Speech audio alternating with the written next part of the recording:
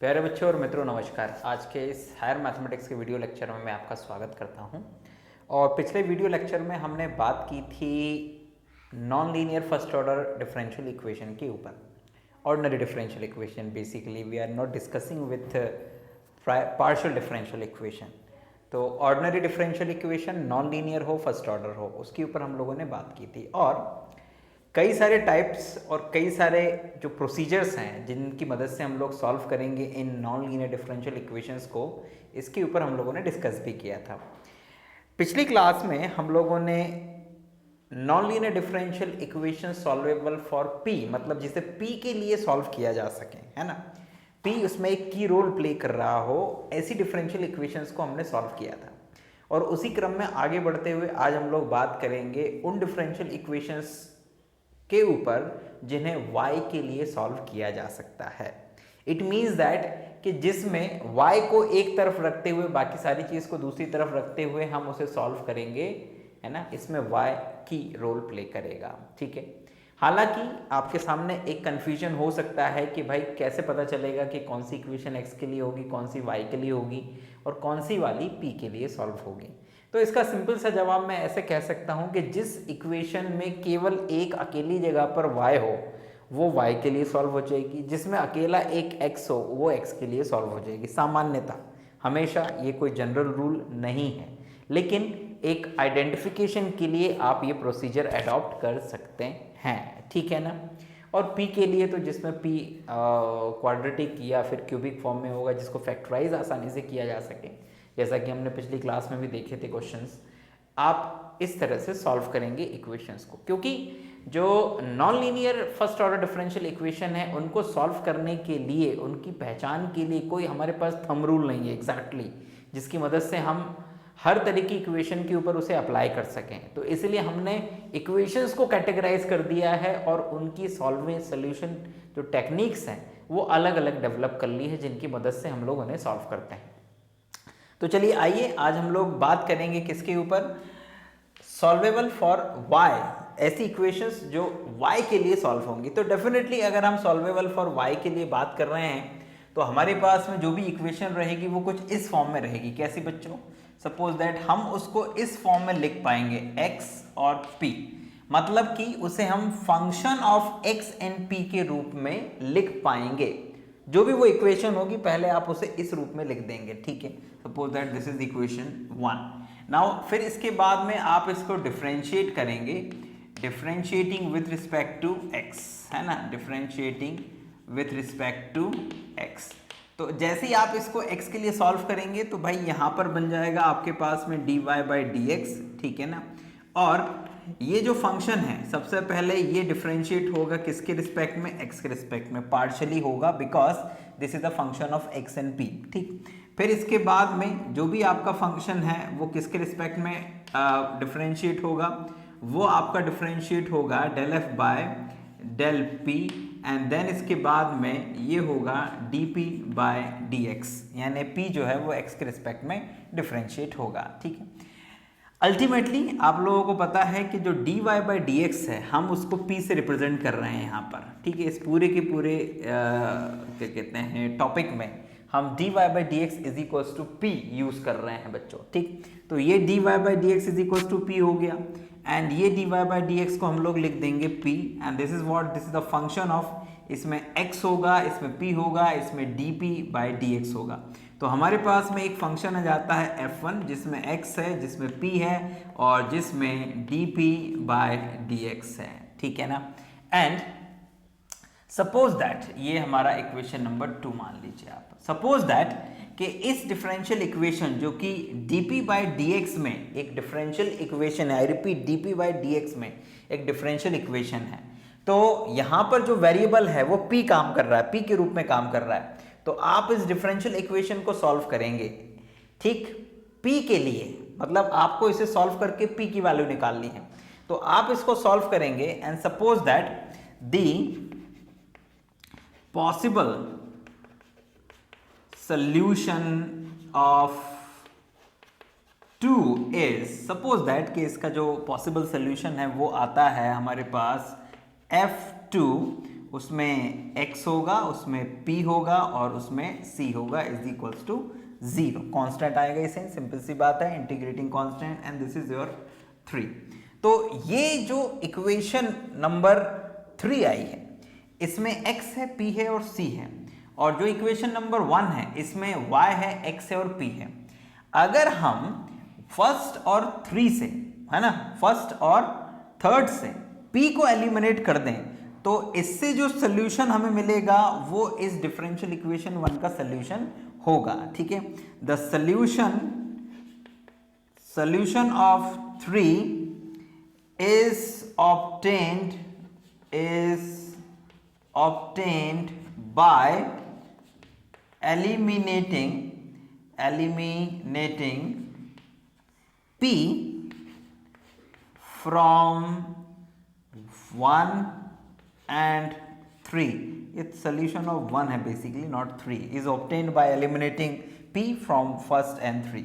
and suppose that बच्चों, अगर मान लीजिए कि फर्स्ट और 3 से p को एलिमिनेट करना पॉसिबल नहीं है तो आप क्या करेंगे, आप थर्ड से बाय थर्ड आप x की वैल्यू को उठाकर कहां रख देंगे, 1 में रख देंगे। आई रिपीट, आप x की वैल्यू को उठा के 1 में रख देंगे और यहां से आपका जो y है वो p और c के रूप में रिप्रेजेंट हो जाएगा। ठीक है, मतलब मैं आपको ऐसे बताऊं,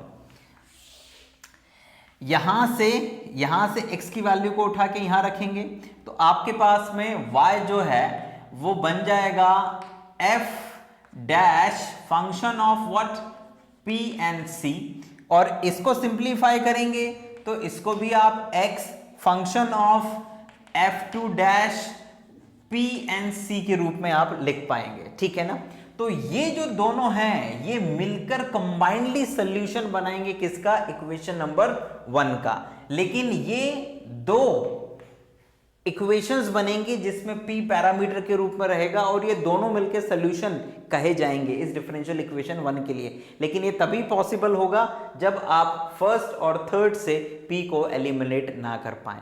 मतलब यहां पे दो तरीकों से सॉल्यूशन निकलेगा, या तो फर्स्ट और थर्ड से p को एलिमिनेट करके, या फिर फर्स्ट और थर्ड को x और y के रूप में रिप्रेजेंट करके दो नए एक्सप्रेशन बना के सॉल्यूशन उन दोनों से निकाला जाएगा या उन दोनों के रूप में रिप्रेजेंट किया जाएगा।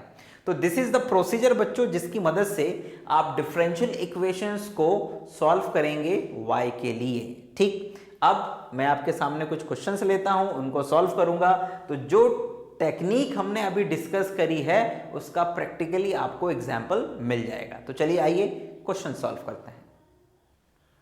सो स्टूडेंट, आइए अब जरा इन 4 क्वेश्चंस को हम लोग सॉल्व करते हैं उस मेथड से जो हम लोगों ने अभी अभी डिस्कस की थी। ठीक है, एंड और डीपली समझने का प्रयास करते हैं कि कैसे हम किसी भी डिफरेंशियल इक्वेशन को y के लिए सॉल्व करते हैं और उसका सोल्यूशन फाइंड करते हैं। अगर आप इन इक्वेशंस को ध्यान से देखें तो ये सभी इक्वेशंस y वेरिएबल के रूप में एक्सप्रेस की गई हैं। इट मींस दैट कि y लेफ्ट हैंड साइड में है और y को छोड़ के rest of the variable right hand side में। तो ऐसी इक्वेशन जिसमें केवल एक सिंगल y आपको किसी पर्टिकुलर प्लेस पे दिया हुआ हो, उस इक्वेशन को y के रूप में एक्सप्रेस करना और फिर उसको सॉल्व करना y के लिए ज़्यादा आसान रहेगा आपके लिए। ठीक है, सो हम लोग लेते हैं यहाँ पर फर्स्ट क्वेश्चन और उसको आइए सॉल्व करते हैं। तो सबसे पहले हम लोग लिख देते हैं given. So this is the given differential equation, और जो अगला काम होता है वो उसको होता है कि x के रिस्पेक्ट में हमें इसे डिफरेंशिएट करना है। So differentiating with respect to x। ठीक, तो x के रिस्पेक्ट में डिफरेंशिएट करेंगे, ये बनेगा आपका dy बाई dx जो कि आगे चल के p बन जाएगा। यहाँ पर प्रोडक्ट रूल लगाएंगे तो it's first function, differentiation of second means 1 and minus x differentiation of p means dp by dx and plus अब यहाँ पे differentiate करेंगे तो यहाँ पर आएगा फर्स्ट फंक्शन, यानी कि p स्क्वायर को आप फर्स्ट फंक्शन ले लीजिए तो p square as it is, और x raise to the power 4 का डिफरेंशिएशन तो 4x क्यूब एंड प्लस यहाँ पर हो जाएगा x raise to the power 4 as it is, और p स्क्वायर का डिफरेंशिएशन पहले 2p आ जाएगा और फिर p का dp बाय dx। तो ये आपके सामने स्थिति बनेगी बच्चों। Now this is what, this is your p। तो ये आपका p हो जाएगा और ये आपके पास में ऑलरेडी p है, मतलब माइनस p है, तो इस तरफ आ जाएगा। तो आप चाहें तो यहाँ पर ये लिख दीजिए p, चलिए ये p लिख दीजिए, ये माइनस का p, और इन दोनों में से आप dp बाय dx कॉमन ले लीजिए, है ना। x भी कॉमन आ रहा है तो आप चाहें तो x भी कॉमन ले सकते हैं। तो जब यहाँ से आप प्लस x और dp बाय dx कॉमन लेते हैं तो अंदर रह जाएगा आपके पास में, प्लस ले रहे हैं कॉमन, तो यहाँ से एक x बाहर चला गया तो 2 रह जाएगा, x क्यूब रह जाएगा, p रह जाएगा 2x क्यूब p, ठीक है ना। और यहाँ पर रह जाएगा आपके पास माइनस का 1 कॉमन, ठीक है। इसके अलावा कुछ नहीं रहेगा। और ये जो रेस्ट ऑफ द पार्ट है इसको एज इट इज यहाँ पे लिख दीजिए। तो it's a plus p square 4x cube, ये आपके पास में इस तरह से आ जाएगा बच्चों, ठीक है। चलिए आइए अब एक काम करते हैं, इन सारी चीज़ों को उठाकर हम लोग लेफ्ट हैंड साइड में ले आते हैं, ठीक है। क्योंकि अब हमको इसको कुछ ना कुछ तो करना है ना, तो मे बी पॉसिबल कि इसमें कुछ फैक्टर्स बन जाएं। तो अपन ये देख लेते हैं कि फैक्टर्स बन रहे हैं क्या। अगर नहीं बन रहे होंगे तो फिर कुछ और करेंगे प्रोसेस, ठीक। तो आप इसको लेफ्ट हैंड साइड में जब लेके आएंगे बच्चों तो ये p और p मिलके हो जाएगा 2p। ये जब टर्म इधर आएगा तो ये माइनस में चला जाएगा, तो इट्स अ p या it's a 4p square x cube, ठीक है, बहुत अच्छी बात है। और यहाँ पर ये माइनस का x dp by dx 2x cube p minus 1, ठीक है, और इज इक्वल्स टू 0, बहुत अच्छी बात है। इन दोनों में से अगर हम लोग 2p कॉमन ले लें बच्चों, क्या ले लें, 2p कॉमन ले लें, तो 2p के कॉमन लेने से, बल्कि माइनस 2p कॉमन ले लें, तो यहाँ पर तो रह जाएगा आपके पास में 2px क्यूब, और यहाँ पर रह जाएगा माइनस का 1, और ये माइनस का x dp by dx 2x cube p minus 1 is equals to 0। तो अगर आप इन दोनों को ध्यान से देखें तो बिल्कुल एक जैसे फैक्टर हैं, तो इसमें से ये फैक्टर कॉमन निकल आएगा, तो it's 2x cube p minus 1, और ब्रैकेट में आपको मिल जाएगा माइनस का 2p और ये माइनस का x, ठीक है ना, और ये माइनस का x मिल जाएगा यहाँ पे, ठीक है, माइनस का x dp by dx is equals to 0। आप चाहें तो यहाँ से माइनस को कॉमन लेके कैंसिल भी कर सकते हैं, कोई इशू नहीं है, ठीक है। और you can write this 2x cube p minus 1 and 2p plus x dp by dx is equals to 0। तो ये हमारे पास में क्या आ जाएगा बच्चों, ये हमारे पास में एक्सप्रेशन आ जाएगा। और अगर आप इसमें देखें तो इसमें दो फैक्टर्स हमें मिल रहे हैं, और इन दो फैक्टर्स में से ये जो फैक्टर है ये हमारे काम का है। उसका कारण ये है कि इस फैक्टर में dp बाई dx अवेलेबल है। इट मीन्स दैट कि इसमें p का डेरिवेटिव अवेलेबल है, जिसको हमें सॉल्व करके p की वैल्यू फाइंड करनी है, ठीक है ना। तो यहाँ से इस फैक्टर को हम लोग लेंगे ताकि इंटीग्रेटिंग कांस्टेंट हमें मिल सके और हम फिर सोल्यूशन में आगे बढ़ सकें। ये जो फैक्टर है यहाँ से भी p की वैल्यू निकाली जा सकती है, और इस p की वैल्यू को उठाकर यहाँ पे 1 में सब्स्टिट्यूट करके भी आपको डिफरेंशियल इक्वेशन का सोल्यूशन बनाया जा सकता है। लेकिन वो जो सोल्यूशन होगा वो सिंगुलर सोल्यूशन होगा। आई रिपीट, वो क्या होगा, वो सिंगुलर सोल्यूशन होगा, ना कि डिफरेंशियल इक्वेशन का नॉर्मल या ऑर्डिनरी सोल्यूशन हो, ठीक। तो वो जो सिंगुलर सोल्यूशन है वो हमारे काम का नहीं है। बेसिकली आप ले सकते हैं उसको, बट वो हमारे काम का इसलिए नहीं है बिकॉज यहाँ पर जो p है वो फर्स्ट डेरिवेटिव को रिप्रेजेंट करता है, और फर्स्ट डेरिवेटिव को रिप्रेजेंट करने के कारण इसमें एक आर्बिट्ररी कांस्टेंट आना जरूरी हो जाएगा। तो उसके लिए हमें इस फैक्टर का यूज करना है, तो ठीक। सो इग्नोरिंग, यहाँ पे हम लोग लिख देते हैं ignoring first factor and taking second factor, ठीक है ना, सेकेंड फैक्टर ऑफ 2, इसको आप 2 नाम दे दीजिए, ठीक है ना। तो इस 2 का आप सेकेंड फैक्टर यूज करिए बच्चों। तो इसका सेकेंड फैक्टर क्या है, it's a 2p, it's a 2p plus x dp by dx is equals to 0। और अगर आप इसको ध्यान से देखें तो कुछ ज़्यादा दम नहीं दिख रही है मुझे इसमें। आप इसको सिंपली क्या कर सकते हैं, आप इसको सिंपली लिख सकते हैं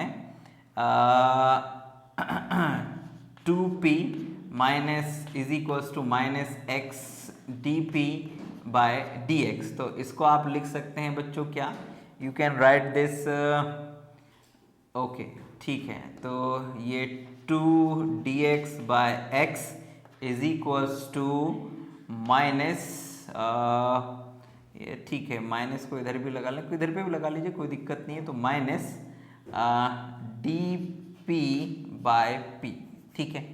ये आपके सामने स्थितियां बन जाएंगी बच्चों, ठीक। और आप चाहें तो इसको इस तरफ भी ला सकते हैं, तो ये इस तरह से प्लस बन जाएगा और इज इक्वल्स टू 0। और जब आप इसको इंटीग्रेट करेंगे, है ना, इंटीग्रेटिंग, तो जब आप इसको इंटीग्रेट करेंगे बच्चों तो आपको मिलेगा यहाँ पे क्या, 2 log x plus log p is equals to c। You can say that it's log c कह सकते हैं आप, कोई इशू नहीं है। तो आपके पास में आ जाएगा यहाँ पर x square into p is equals to c. तो आपके पास में यहाँ पर p अगर आप देखें तो जो p है, p की वैल्यू क्या आ जाएगी, it's p is equals to c upon x square. तो ये आपके पास में p की वैल्यू आ जाएगी। और जब आप इस p की वैल्यू को बच्चों, इस p की वैल्यू को कहाँ पर रख दोगे, इस इक्वेशन नंबर 1 में रख दोगे, तो you will get the final result of the differential equation या solution of the differential equation. Because ultimately हमें p को ही हटाना होता है, यानी जो डेरिवेटिव होता है उसी को ही खत्म करना होता है। तो यहाँ पर ये क्वेश्चन इसलिए इजी है बिकॉज यहाँ पर हम p की वैल्यू निकाल पा रहे हैं।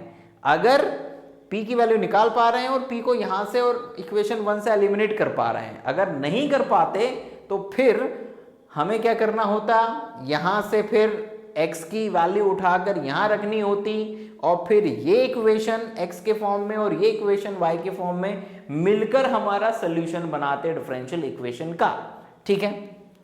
तो फिलहाल ऐसी स्थिति नहीं बनी है, तो हम यहाँ पर लिख देते हैं कि what, putting this value, putting p into 1 we get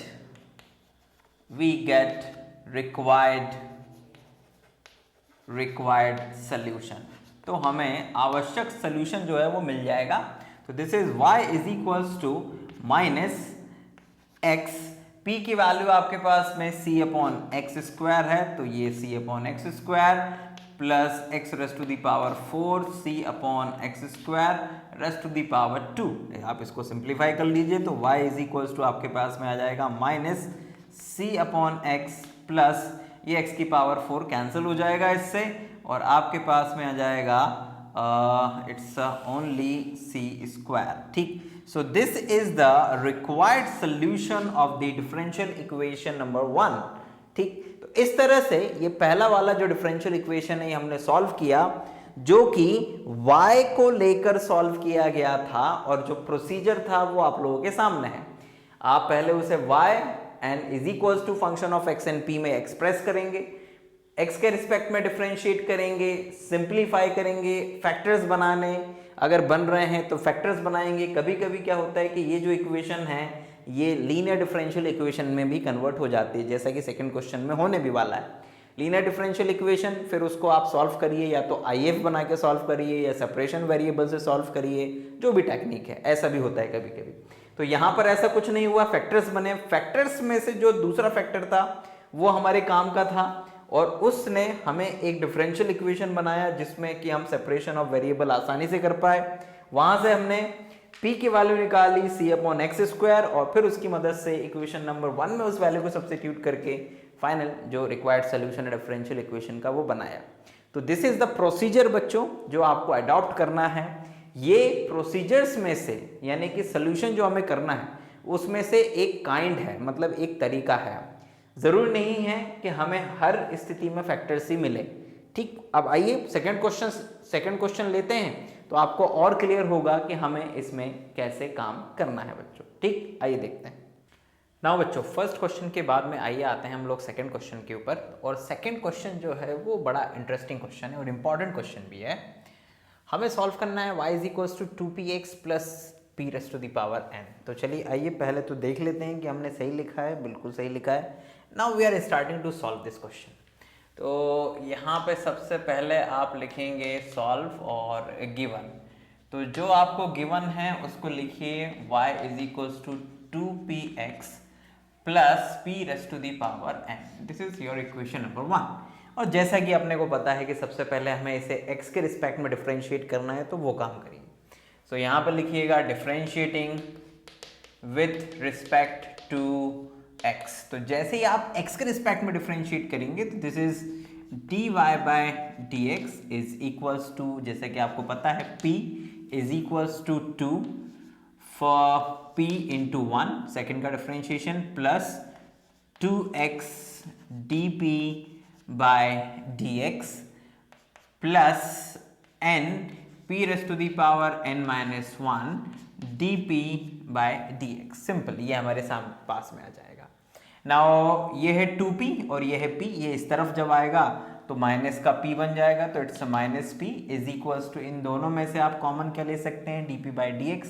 तो it's a 2x plus n p raise to the power n minus 1 dp by dx। ये आपके सामने कुछ इस तरह से आ जाएगा। ठीक है, बढ़िया, ये भी अच्छा रहा। नाउ अब क्या करेंगे बच्चों, अब dp बाय dx, अभी फिलहाल तो इसमें कोई ऐसी चीज नहीं दिख रही है, लेकिन अगर आप ध्यान से देखें कि अगर हम इस dx बाय dp को रिवर्स करके इस तरफ लेके आए और इसको कुछ इस तरह से लिखें, कैसे, dx by dp is equals to, इस माइनस को यहां लगा लेते हैं, minus 2x plus n p raise to the power n minus 1 upon में p, इस तरह से लिख दें। तो अगर आप ध्यान से देखें तो dx बाय dp, ये माइनस इधर आके प्लस, इसको इस तरफ लाए हैं, 2 by p into x is equals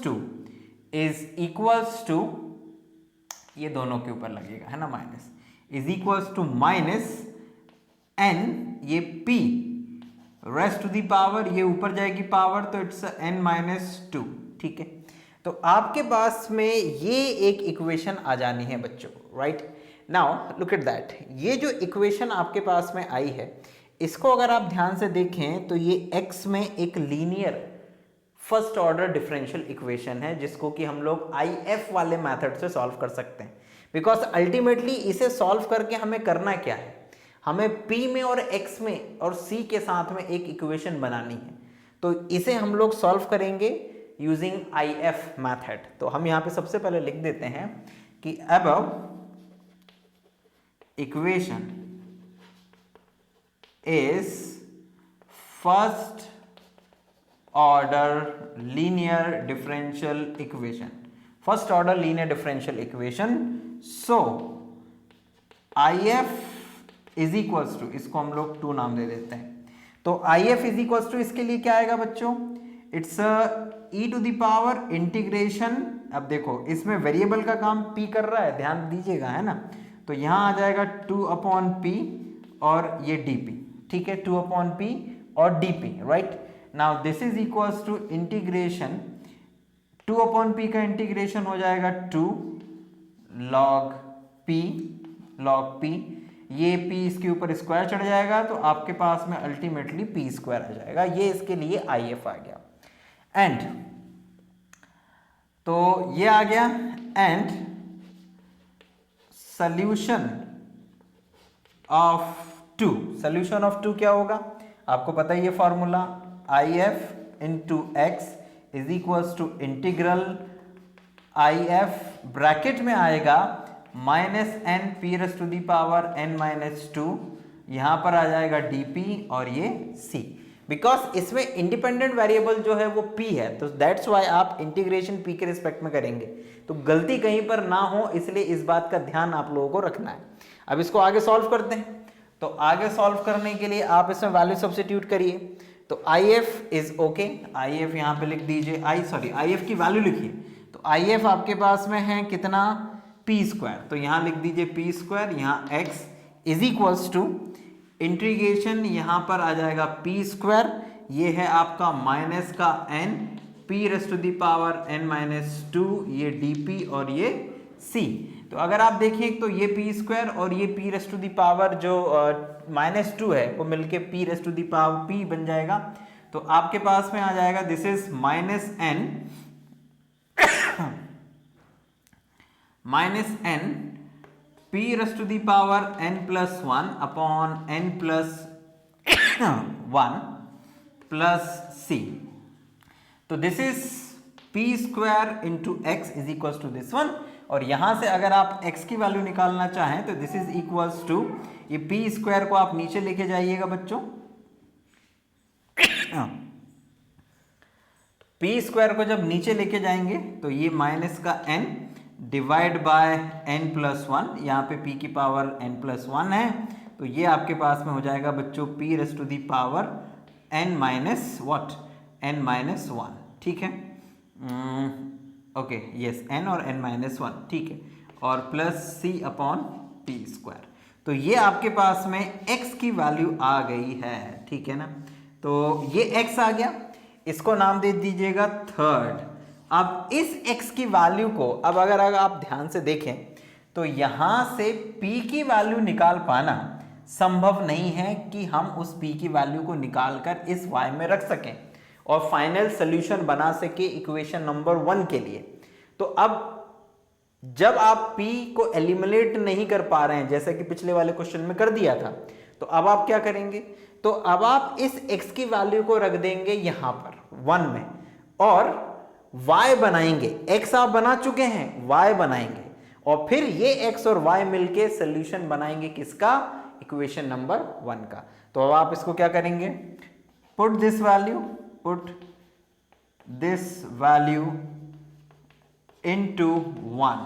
तो जैसे ही 1 में रखेंगे तो y इज इक्वल्स टू आ जाएगा 2p, 2p का इसमें मल्टीप्लाई कर दीजिए, सिंपल सी बात है। तो जब 2p का इसमें मल्टीप्लाई करेंगे बच्चों आप लोग, तो आपको क्या मिलेगा, it's a 2n with negative sign divide by n plus 1, और क्योंकि p का मल्टीप्लाई कर रहे हैं तो ये p raise to the power n बन जाएगा, प्लस यहां पर आ जाएगा c और p है तो ये एक p से एक p कैंसिल हो जाएगा, तो इट्स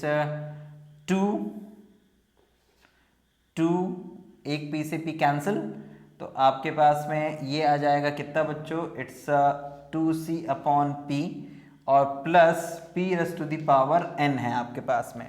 तो यहाँ से और यहाँ से ये p raise to the power n common ले लीजिएगा, तो p raise to the power n को जब आप कॉमन लेंगे, ये p raise to the power n common ले लिया आपने, तो अंदर क्या रह जाएगा, अंदर रह जाएगा minus 2n upon n plus 1 और प्लस 1, तो this is equals to n plus 1 और ये n प्लस 1, ये माइनस का n और प्लस का 1, तो इट्स 1 माइनस n, तो it's 1 minus n upon n plus 1 और प्लस में 2c upon p, so this is this y 4, ठीक है ना।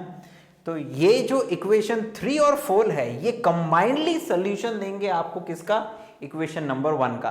तो लास्ट में ये लाइन आप जरूर यहां पे ऐड करिएगा कि equation number 1 and 4 together constitute the solution of equation number 1, यानी कि 3 और 4 मिलके समीकरण 1 का हल बनाते हैं। तो इस तरह से आपकी ये जो इक्वेशन नंबर 1 है ये सॉल्व होगी, और ये नए तरीके से आपने सॉल्व करी। आपने पहले डिफरेंशिएट करा, इक्वेशन बनाई, तो यहां पर फैक्टराइजेशन नहीं हो रहा था जैसा पिछली वाली इक्वेशन में हो गया था। यहां पर एक linear first order differential equation बन रही थी, हमने उसके लिए IF निकाला, फिर हमने इक्वेशन नंबर 2 का सोल्यूशन बनाया, फिर उसको सिंप्लीफाई करा और वहां से x की वैल्यू निकाला। अब क्योंकि इस x यानी इक्वेशन 3 और 1 से p को एलिमिनेट करना संभव नहीं था, तो हमने इस x की वैल्यू को उठाकर कहां पर रख दिया, इक्वेशन नंबर 1 में लिख दिया, तो हमारे पास में y आया। तो ये x और ये y मिलके क्या बनाएंगे, सॉल्यूशन बनाएंगे इक्वेशन 1 के लिए टुगेदर, दोनों मिलके। So this is the procedure.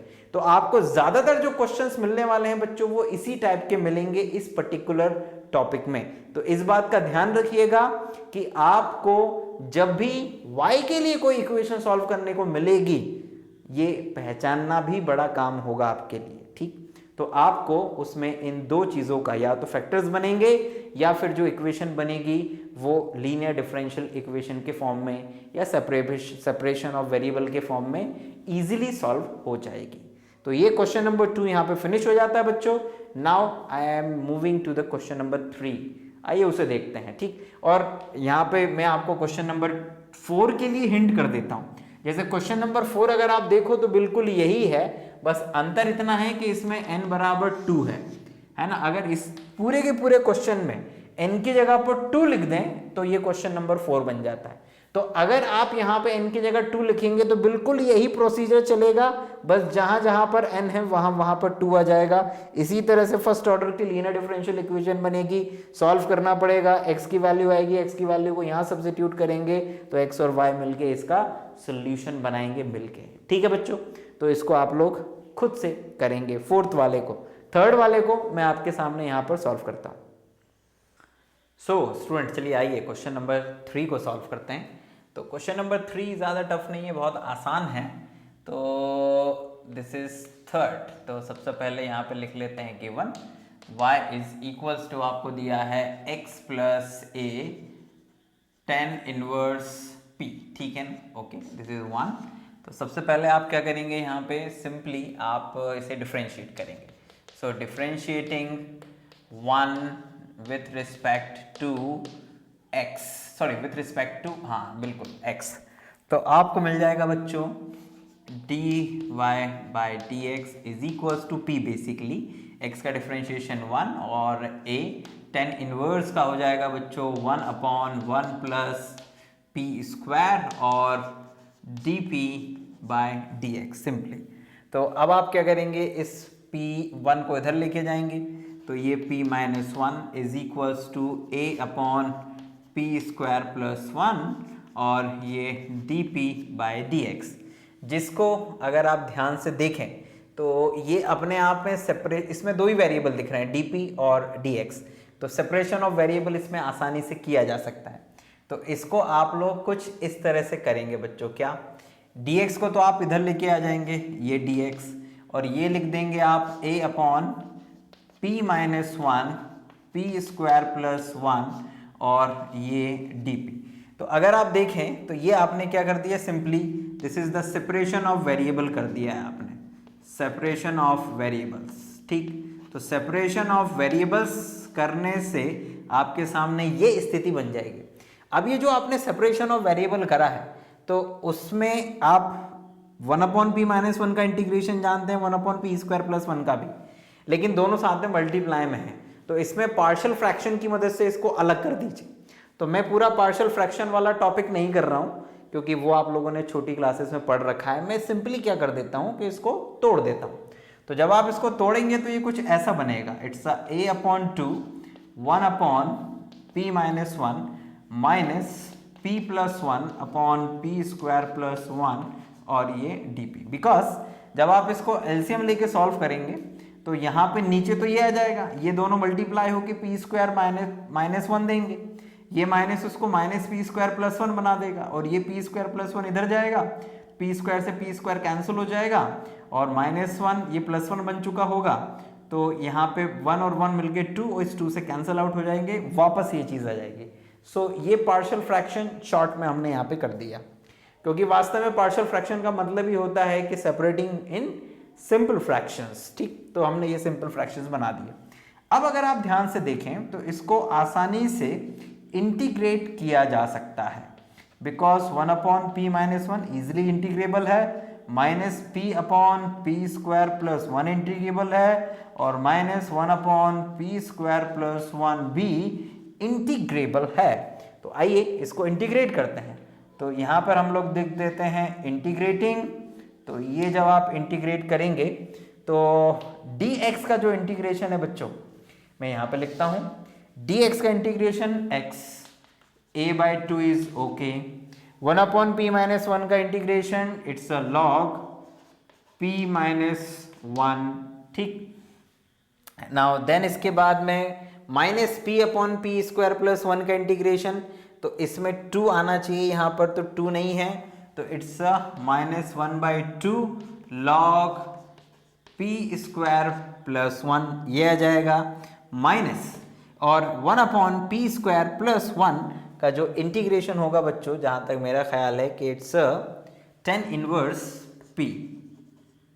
Inverse p simple, और ये इंटीग्रेशन और ये फिर c आ गया आपके सामने।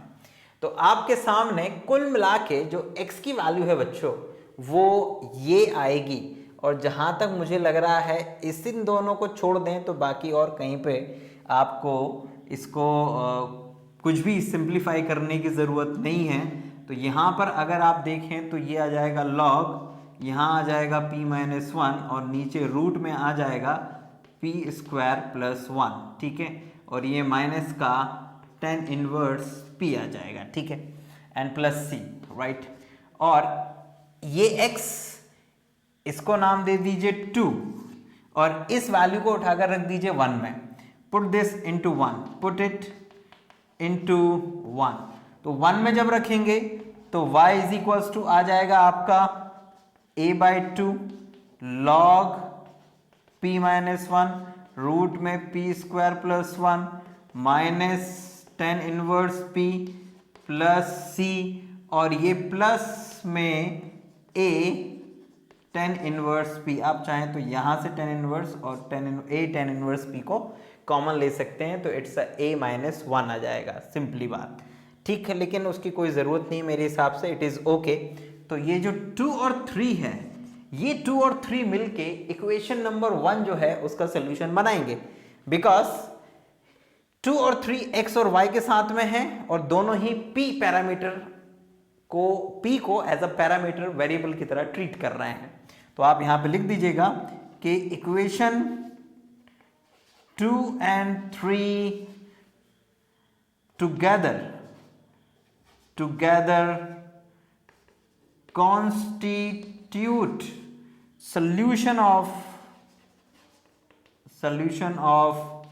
इक्वेशन 1, यानी कि समीकरण 2 और 3 मिलके समीकरण 1 के लिए क्या बनाते हैं, हल बनाते हैं। तो बेसिकली अगर देखा जाए तो ये तीसरे टाइप का क्वेश्चन आपको मिल गया, जिसमें ना तो फर्स्ट ऑर्डर डिफरेंशियल इक्वेशन बनी ना फैक्टर बने। जो आपके सामने आया था वो डायरेक्ट इंटीग्रेट हो गया और आपके पास में x की वैल्यू आ गई। तो ऐसे क्वेश्चंस भी मिल सकते हैं। ये तो लॉलीपॉप क्वेश्चन है और मैं इसको देख रहा हूं कि काफी इंपॉर्टेंट टाइप का क्वेश्चन भी है ये, ठीक है ना। तो I think it's a very good question. इस क्वेश्चन की आप लोग अच्छे से प्रैक्टिस कर लेंगे बच्चों, ठीक है ना, और समझ भी लेंगे। नाउ लगभग 3 क्वेश्चंस मैंने आपको यहाँ पे बोर्ड पे सॉल्व करा है, एक को ओरली आपको बता दिया। आपके पास जो भी टेक्स्ट बुक हो आप उसकी मदद से और ज़्यादा से ज़्यादा क्वेश्चंस की प्रैक्टिस करिए। जो p के लिए सॉल्व हो सकते हैं उनकी प्रैक्टिस तो आप कर ही रहे होंगे, जो y के लिए सॉल्व हो सकते हैं उनकी प्रैक्टिस भी कर लीजिए और पुरानी यूनिवर्सिटी के पेपर्स भी देख लीजिएगा, ठीक है ना। सो इस वीडियो लेक्चर को मैं यहाँ पे समाप्त करता हूँ। आई होप कि ये वीडियो लेक्चर आप लोगों के लिए लाभदायक और ईजी रहा होगा, ठीक है। हमारे लेटेस्ट वीडियो के लिए आप चाहें तो चैनल को सब्सक्राइब कर सकते हैं और बेल आइकॉन भी दबा सकते हैं, कोई दिक्कत नहीं है, राइट। लाइक वाइक में आपसे अच्छा लगे वीडियो तो लाइक कर दीजिएगा, अदरवाइज उसके लिए भी कोई परेशानी नहीं है। जल्दी मैं नेक्स्ट वीडियो लेक्चर में आपके सामने फिर से उपस्थित होऊंगा, जिसमें हम first order linear differential equation को एक्स वेरिएबल के लिए सॉल्व करेंगे। मतलब it's a solvable for x, मतलब जिस तरह से इसमें y ने रोल प्ले किया है, आने वाली जो इक्वेशंस हैं उसमें x वही रोल प्ले करेगा। तो तब तक के लिए मुझे आगे दीजिए, अपना ध्यान रखिए। कोविड की जो सेकेंड वेव है जो चली ज़रूर गई है, लेकिन तीसरी वेव आ सकती है अगर हम लोग सतर्क ना रहें। तो प्लीज़ जब भी घर से बाहर निकलें मास्क लगाइए, अपनी सुरक्षा का ध्यान रखिए, अपने परिवार की सुरक्षा का ध्यान रखिए। बहुत बहुत धन्यवाद। जय हिंद, वंदे मातरम।